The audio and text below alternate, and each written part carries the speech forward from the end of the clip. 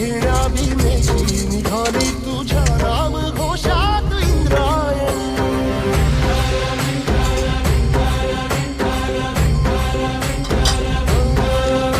भिडे आसमंती ध्वजा वैष्णवांची उभी पंढरी आज नानावली. तुला साथ आली तुझ्या लेकरांची अलंकापुरी आज भारावरी.